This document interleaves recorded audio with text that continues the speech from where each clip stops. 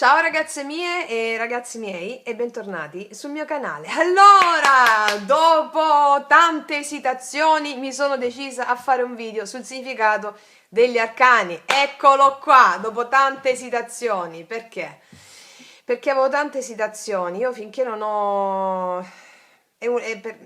avevo in mente di farvelo prima o poi con un'esposizione magistrale di quelle mie, però anche qui sta il mio daimon, cioè anche qui sta la mia missione, nel senso uscire un po' fuori quel voler avere tutto analiticamente sotto controllo, no? Perché è proprio il mio mentale, il mentale di tutte noi che l'esitazione un po' nel non avere, se io non ho una cosa, se non la faccio in modo magistrale, non la faccio, se sono sicura al 99,99% non lo faccio 100%. E qua invece questa è la manifestazione oggi della prova provata che invece si può. Ci sono riuscita, dopo mesi di esitazione voglio fare un video sul significato degli arcani. Facciamo gli arcani maggiori e gli arcani minori. Non vi faccio la combinazione, no? Voglio soltanto dirvi il significato di ogni carta. Lo voglio fare in modo semplice, vabbè, molto molto semplice. In questo canale noi ci istruiamo all'intuizione. Per avere intuizioni su un determinato argomento bisogna conoscere anche un po' di quell'argomento, per avere intuizioni su quell'argomento, e così che le sinapsi si possano allargare, così da un collegamento va all'altro, va all'altro, va all'altro, perché noi nel nostro subconscio è contenuta tutta la nostra memoria, sin dalla notte dei tempi. Quando noi studiamo su qualcosa, si aprono delle memorie, si iniziano ad aprire le memorie, inizi a fare collegamenti e salgono a galla informazioni che tu non credevi di avere. Quando conosci su quell'argomento un pochino, va bene? E allora, che poi è la cascia, la memoria cascica, no? E la lettura dei tarocchi è una lettura intuitiva, affinché si possano leggere bene i tarocchi, cioè affinché la lettura sia quanto più possibile pulita, dobbiamo pulire i nostri canali interni, dobbiamo silenziare la mente, dobbiamo dare, non siamo noi che leggiamo i tarocchi, va bene? È la forza che ci domina, è il nostro sé superiore, è il nostro amante, il nostro grande amante che è il nostro sé superiore a cui dobbiamo affidarci quando facciamo una lettura di tarocchi, come a qualsiasi cosa. E perché? Perché questo? Perché il canale pulito è fondamentale. Pulito che vuol dire? Non devi fare entrare l'ego in merito. Dice come si fa? Come si fa? Il lavoro su di sé. Il lavoro su di sé. Ma io soprattutto vi dico quello che faccio io. Prima di fare ogni lettura, io chiedo al mio sé superiore di leggere attraverso di me. Affido al Dio che mi incarna la responsabilità di leggere per me, e attraverso di me le mie parole, lui usa le mie parole. Possiamo anche identificare, creare un Dio che legge i tarocchi al posto nostro, va bene? Che poi è il nostro sé superiore, con la nostra immaginazione, l'immaginazione crea. Cioè tu quando inizi a leggere i tarocchi puoi crearti anche uno spirito, un Dio, un'entità che legge per te, attraverso di te, e chiedere. Adesso chiedo al Dio dei tarocchi di leggere per me, per esempio. È quello che tu immagini, però che non sia la tua responsabilità a livello egoico. Va bene? Togliamo da parte l'ego. Io chiedo al mio sé superiore di leggere attraverso di me, oppure chiedo al Dio dei tarocchi di leggere attraverso di me. Potete identificarlo come volete, dovete fare come i bambini sono puri, canali puri di informazione. Non metteteci troppo controllo, serietà a livello di... L'unica cosa seria è il gioco del bambino. Il bambino è il più puro archetipo possibile. Va bene? Perché la nostra mente, il nostro piccolo ego è invischiato di condizionamenti e moralismi sociali, giusto, sbagliato, bene, male. Secondo cosa? Una morale corrotta. Quindi la nostra piccola mente, il piccolo ego è invischiato di una morale corrotta. Quindi, siccome noi ci stiamo educando al, al nostro daimon, cioè alla nostra missione dell'anima, alla nostra parte intuitiva, al femminile, allora la parte razionale, iperrazionale, che siamo tutti invischiati, deve essere messa sotto controllo. Scusami, deve essere messa, il controllo deve essere messo da parte. Mm? Ricordatevi che gli angeli hanno le ali perché prendono tutto con leggerezza. Qua ci educhiamo alla leggerezza, che è una cosa ben diversa dalla superficialità. Il mondo moderno è invischiato di una morale corrotta e quindi iperrazionalismo, ipercriticità, macchinazione, macchine, si è persa la poesia, l'invisibile, l'anima, il mistero. E quindi si ha paura dell'anima, dell'invisibile, del mistero, proprio perché la nostra mente razionale è ipersviluppata. Cosa succede? Che si rimane in superficie, si ha paura a scendere in profondità, si diviene superficiali. Questa è la superficialità, la paura a scendere nella profondità dell'anima, dell'invisibile, della luna, della parte poetica. Quindi cos'è la leggerezza? La leggerezza è la capacità di salire e scendere quando si vuole, perché non si ha paura più di scendere nella profondità. Ecco, qui ci educhiamo a questo. E quindi delegate al vostro sé superiore quando leggete le carte. Va bene? Quando leggete, quando qualsiasi cosa facciate. Quindi in questa società odierna dalla morale corrotta e l'iperazionalismo che domina la parte maschile, noi ci stiamo educando la parte femminile, tant'è che gli arcani maggiori stessi li suddividiamo in energia maschile, energia solare, chiamiamole, e energia lunare. L'energia solare va dal numero 1 al numero 10. L'energia lunare dal numero 12 al 21. Ho saltato 2, lo 0 e l'11. Ok, lo 0 è il matto, perché ve lo metto dopo, e l'11 che è la forza nei tarocchi di Marsiglia, e qua invece è il contrario, perché la forza è l'anello di congiunzione tra la parte solare e la parte lunare. Adesso vi spiego perché. Prima di dirvi questo, andremo oggi a fare in questo video i tarocchi, gli arcani maggiori, poi in un altro video faremo gli arcani minori. Utilizzeremo per gli arcani maggiori i tarocchi di Marsiglia, perché sono quelli proprio che spiegano con l'anello di congiunzione della forza cosa vuol dire proprio il viaggio dell'eroe.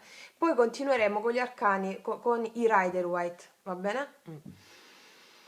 E sì, perché ripeto, abbiamo 78 arcani, 22 arcani maggiori, 56 arcani minori. Nei tarocchi di Marsiglia la forza è il numero 11, la giustizia è il numero 8 e qui è il contrario, la forza è il numero 8, la giustizia è il numero 11. Va bene? I tarocchi Rider White sono quelli più comunemente usati, che sono questi, qua già li avevo divisi, quelli più comunemente usati. Invece i marsigliesi sono quelli che a mio avviso spiegano di più questo passaggio importante della parte solare e la parte lunare.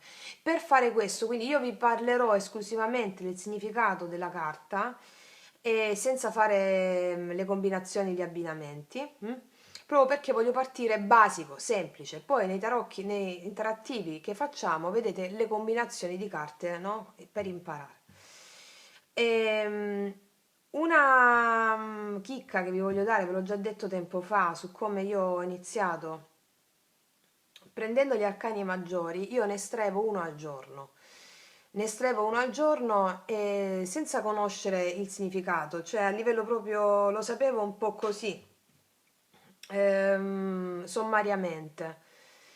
Lo estraivo appena mi svegliavo la carta, tutto il giorno vivevo la giornata, poi avevo un quadernone dove mi scrivevo quello che avevo vissuto, perché quello che avevo vissuto era relativo al significato di quella carta, in modo tale da dare il tuo significato a quella carta, seppur la carta sommariamente ti dà già un suo significato, cioè tipo il mondo, abbiamo il mondo qua, ok? 21, l'inizio di una nuova tappa della tua vita, un nuovo ciclo della tua vita.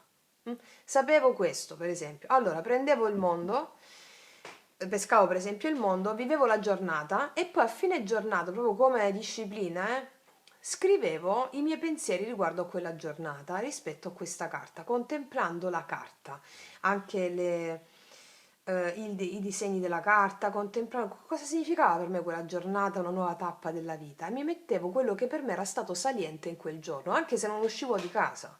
Mm? Sapevo che l'energia di questa carta stava lavorando dentro di me e avrebbe lavorato affinché io esprimessi un'idea esprimessi un'idea rispetto a quella carta grazie all'esperienza di vita vissuta. Mm? E magari mi riscoprivo a fare, che ne so, una torta che non avevo mai fatto quel giorno. Ok? Magari non avevo mai fatto una torta in quel modo, mi riscoprivo a fare una torta in quel modo, una nuova tappa, ok? In questa cosa.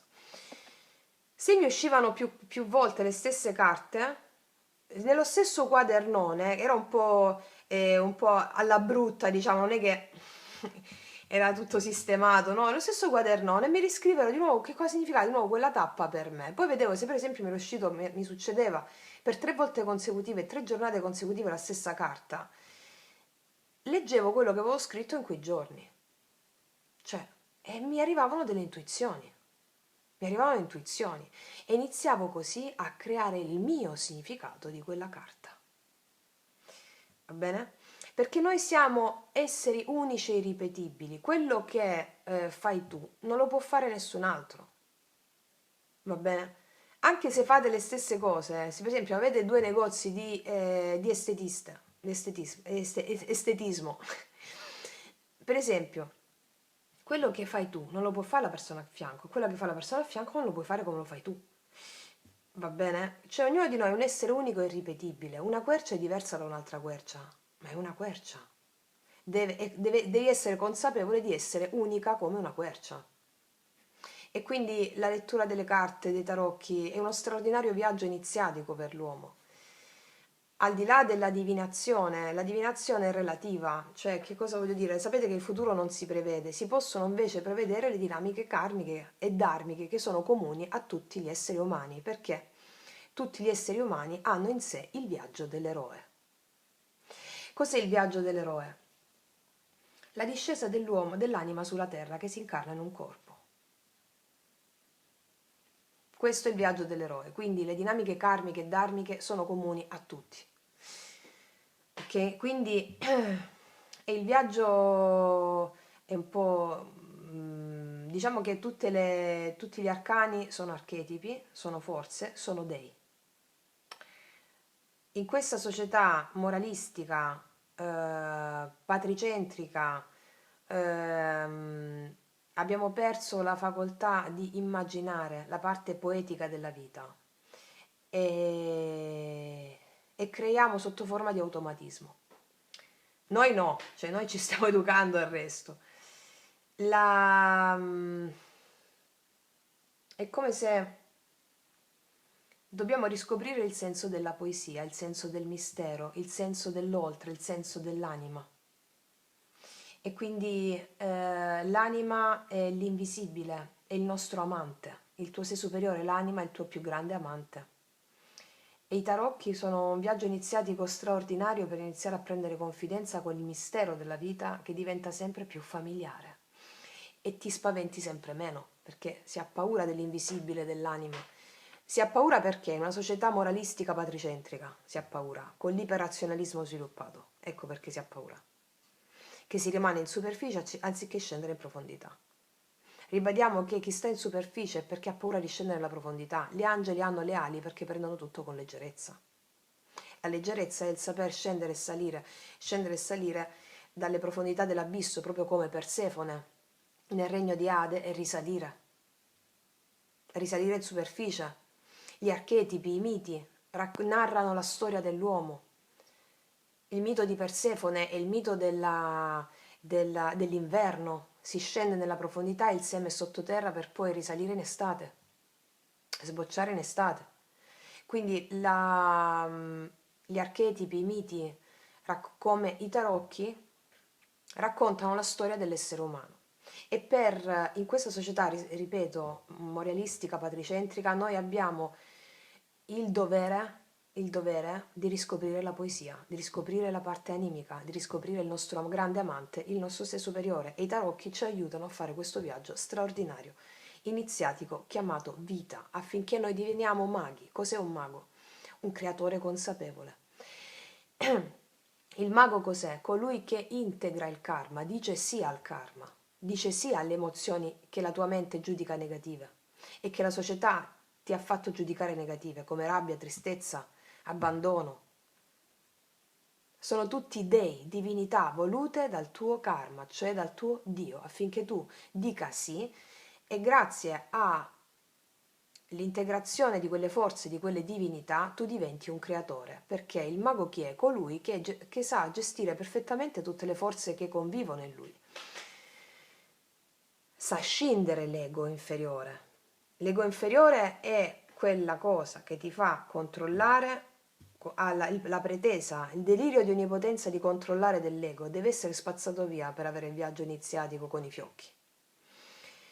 Perché tu non gestisci niente, tu non puoi gestire un Dio, che è il Dio che ti incarna, cioè il karma non lo puoi gestire, devi solo integrare il karma e fare azioni che dicano sì, lo voglio a quello che ti sta capitando a livello karmico, perché è soltanto quando, grazie al karma, che tu potenzi le armi spirituali e inizi a scegliere tu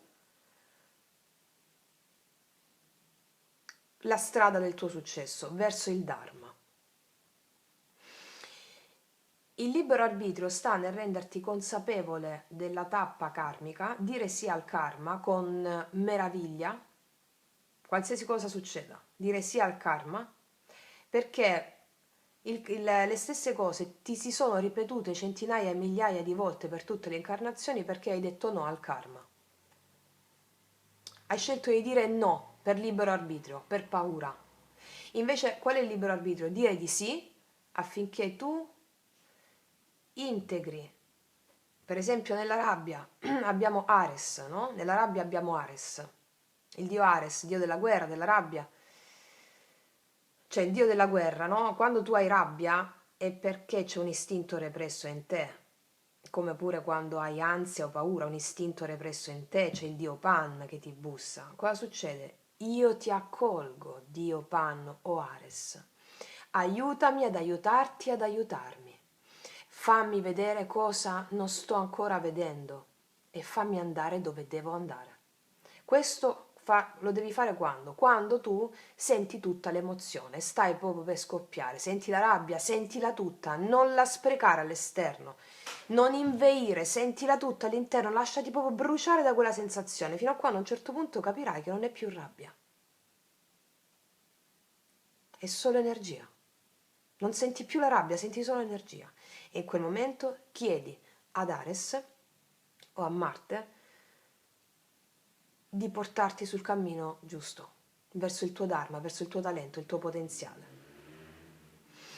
Ok, questo è il viaggio dell'eroe e i tarocchi sono archetipi. Noi stiamo andando incontro ai nostri archetipi e non incontro a uno stereotipo. Per esempio, nel caso della rabbia, ti ho detto adesso la rabbia, la nostra società moralistica e patricentrica non vuole che tu senti rabbia, non vuole che tu senti il tuo vero sé, l'istinto primordiale.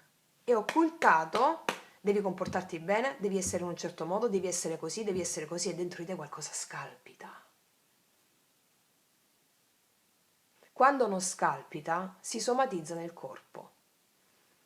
Bruciori di stomaco, dice mamma io sono una persona abbastanza calma, molto calma, però ho sempre questi bruciori di stomaco, oppure ho sempre eruzioni cutanee. Quella è la rabbia repressa a livello subconscio, si scatena sotto forma di sintomo.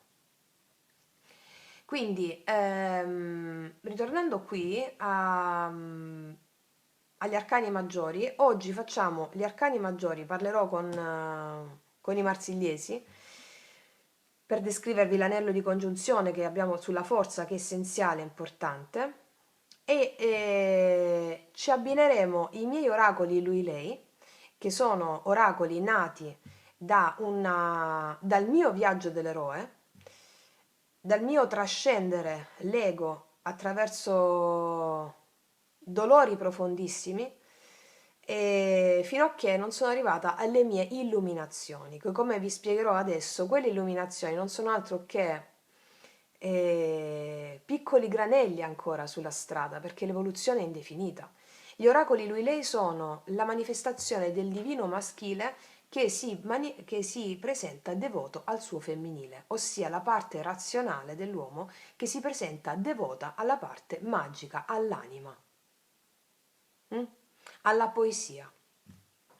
Quindi l'interpretazione che daremo è esclusivamente un'interpretazione per le letture d'amore, da relazione con l'altro, quindi emozionale, sentimentale. Ok, quindi partiamo da qui. Allora, vi ho già detto che nei tarocchi di Marsiglia la forza è il numero 11 e la giustizia 8 e qui nei tarocchi Rider-Waite viceversa. Ok. Iniziamo, prendiamo i tarocchi di Marsiglia. Allora, i tarocchi, gli arcani maggiori possiamo suddividerli in due gruppi. Il primo gruppo inizia dall'1 al 10 e l'altro va dal 12 al 21. Ho saltato lo 0 e l'11. Bene, ma vi spiego poi perché.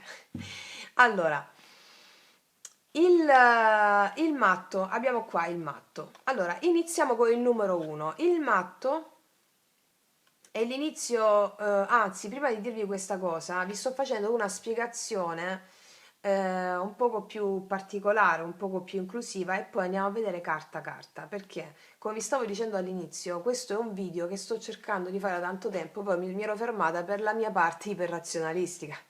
Se non ho un'esposizione magistrale come devo fare io non la faccio, no Francesca, la devi fare perché, voglio dire, la devi fare, ok. E mi è venuta in mente questa frase di Einstein. Se non lo sai spiegare a un bambino di 6 anni vuol dire che non lo sai nemmeno tu.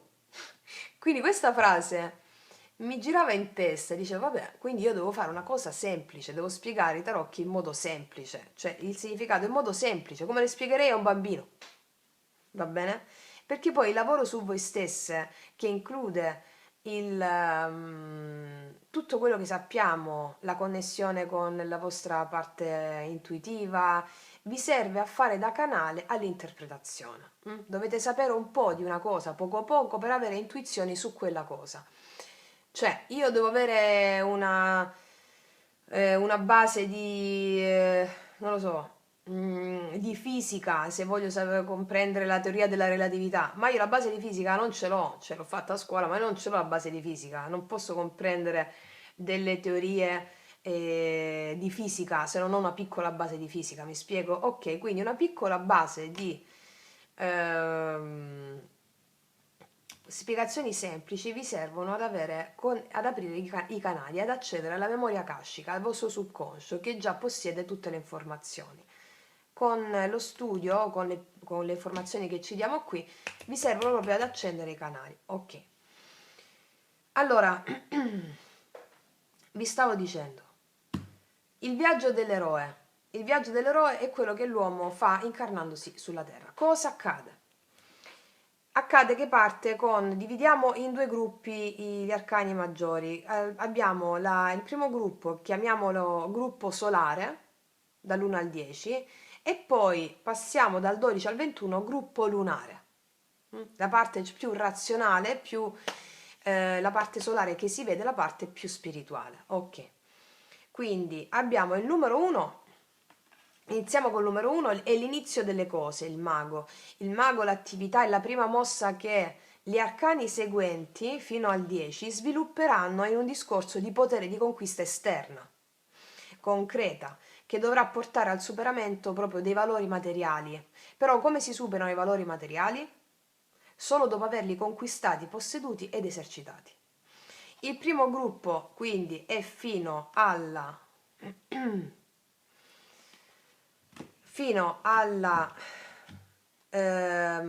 ruota della fortuna, quindi dall'1 al 10 con la ruota della fortuna, e questo è un ciclo esterno di rapporto tra io, l'individuo, l'ego e gli altri, il resto del mondo.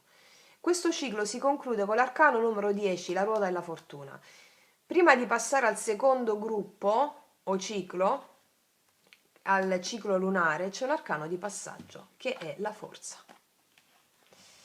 La forza è una carta fondamentale. Perché? È l'arcano di passaggio dai due mondi. La forza, che non è assolutamente la forza brutale, no? Quella fisica muscolare, ma è la forza morale. È una dote che appartiene a chi ha saputo equilibrare tutte le sue spinte interiori, a chi ha saputo dominare ogni tentazione egoica brutale e ogni volontà proprio di potenza egoica, sia quella mentale che intellettuale. Come ha saputo dominare tutto questo? Attraverso la comprensione e l'amore. Qua abbiamo una donna, una fanciulla con il leone, che rappresenta proprio la crescita dell'uomo dopo aver accettato il proprio destino, cioè aver detto sì al karma, integrando quindi i talenti e i doni, le potenzialità che il karma gli dà.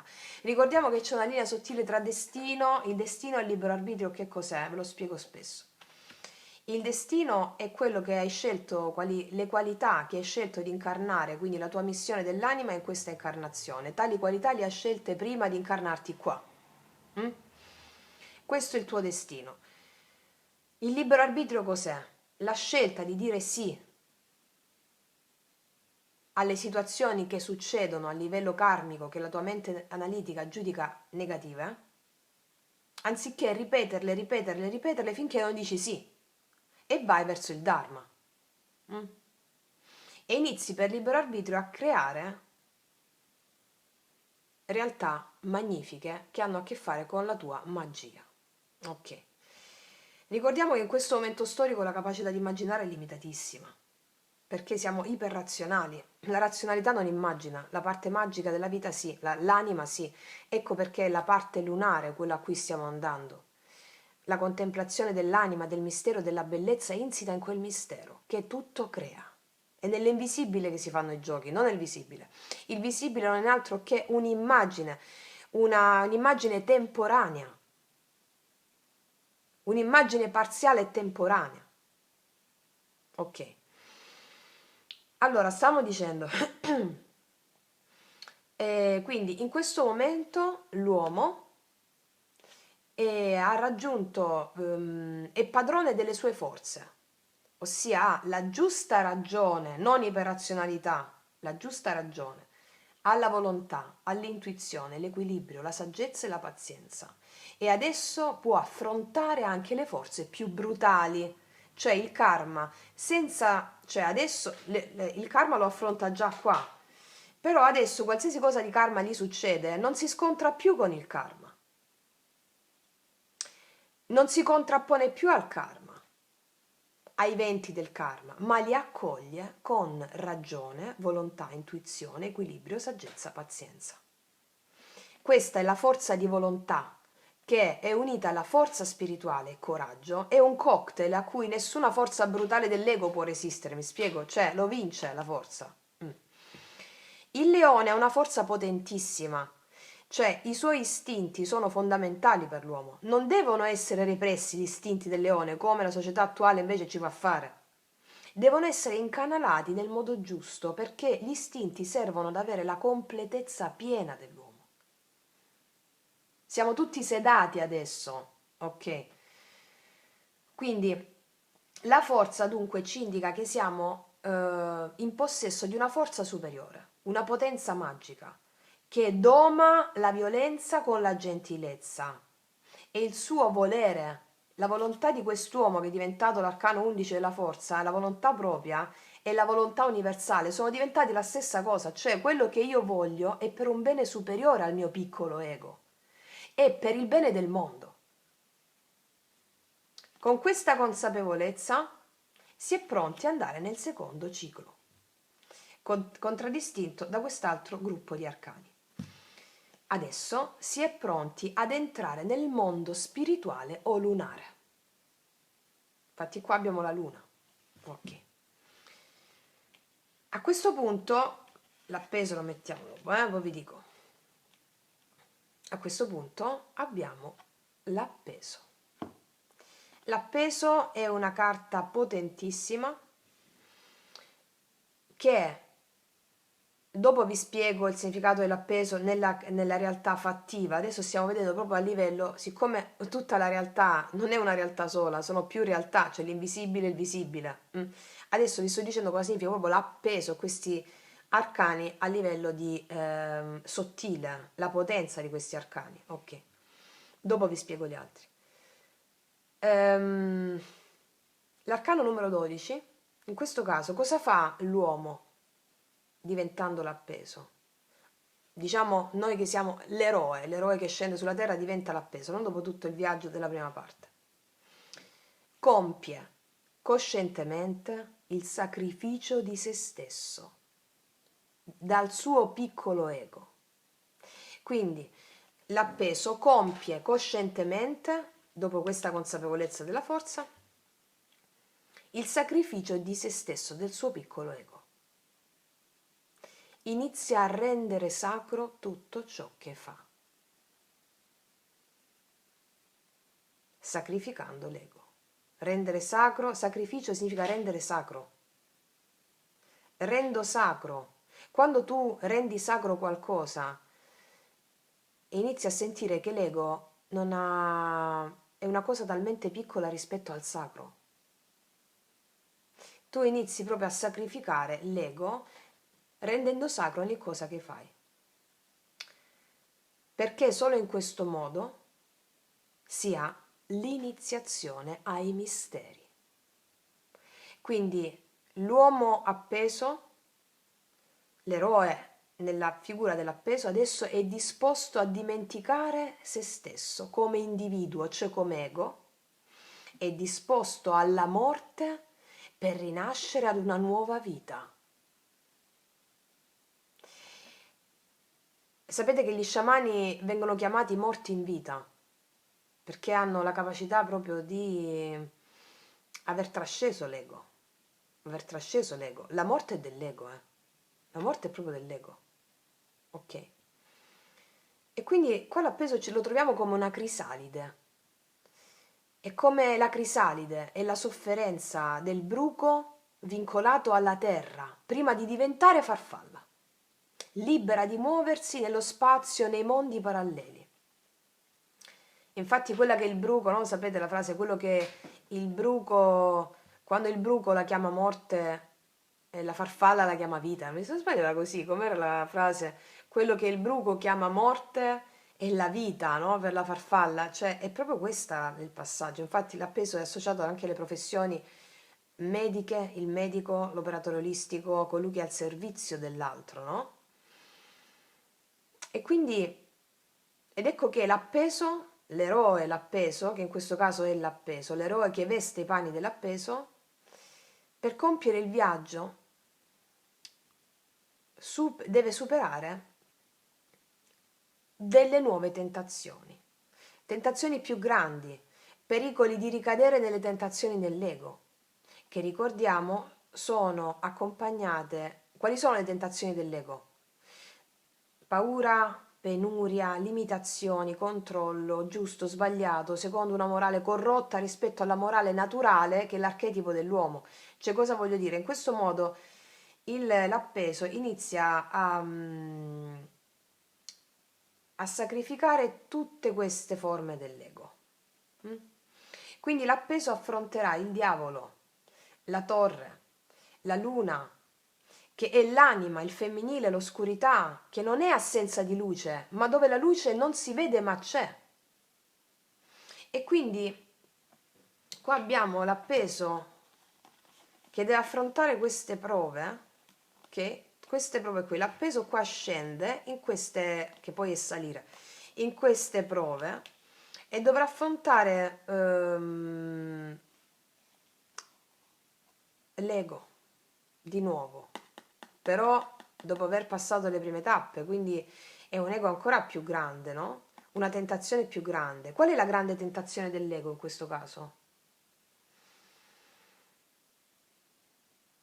Quella di farti aumentare la necessità di controllo, e quella di farti aumentare, e quindi sappiamo che più controlliamo le cose, più siamo meno predisposti alla parte intuitiva e magica della vita, oppure a trattenere le cose, oppure a farti avere un'ossessione per qualcosa. Le ossessioni non hanno niente a che fare con la parte magica della vita, il controllo, il possesso, la limitazione, queste sono le cose a cui va incontro l'uomo appeso, cioè l'eroe, quando inizia il viaggio nella seconda tappa, nel secondo gruppo.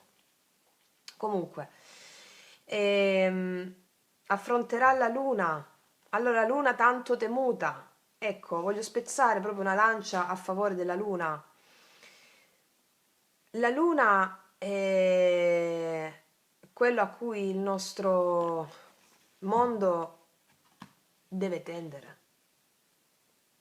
Il femminile, la luna, l'intuizione. La luna è l'unica chiave di accesso alla leggerezza, perché è come il mito di Persefone che scende nell'Ade, dove acquisterà i tesori, o come il mito di Perseo, Perseo era se non sbaglio, no? Che scende nell'Ade prima di uccidere Medusa, perché deve prendere gli strumenti per uccidere Medusa. E Perseo cosa fa? Se non sbaglio era Perseo, perché voglio dire, se poi mi sbaglio lo metto qua in sovraimpressione, che scende nell'Ade, solo lì recupera gli strumenti necessari ad uccidere Medusa, che poi anche da Medusa nasce Pegasus, che poi vediamo che non è mai morte, ma è rinascita. Ok. Quindi la luna, soltanto accedendo alle tue profondità, puoi recuperare te stessa, gli strumenti più grandi che tu hai a disposizione.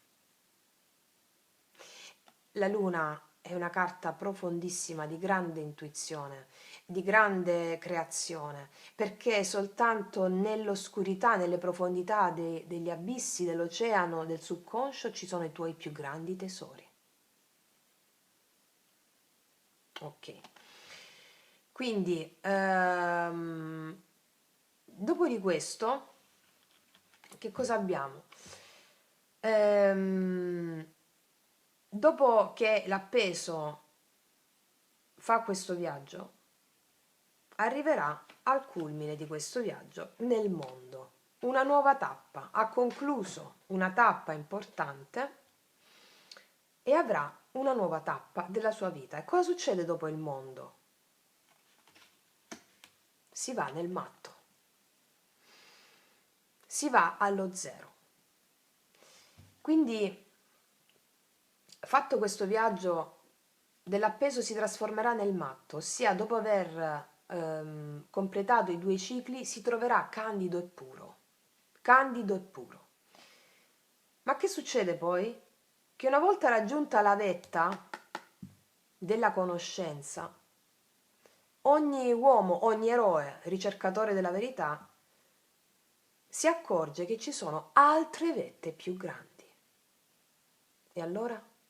Allora si renderà conto che ciò che pensava di aver conquistato non è nulla in confronto a quelle vette, al tutto ancora da conquistare.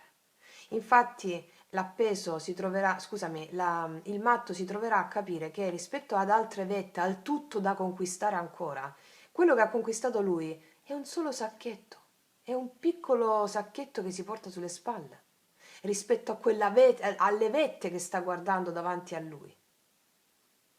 C'è ancora il tutto da conquistare.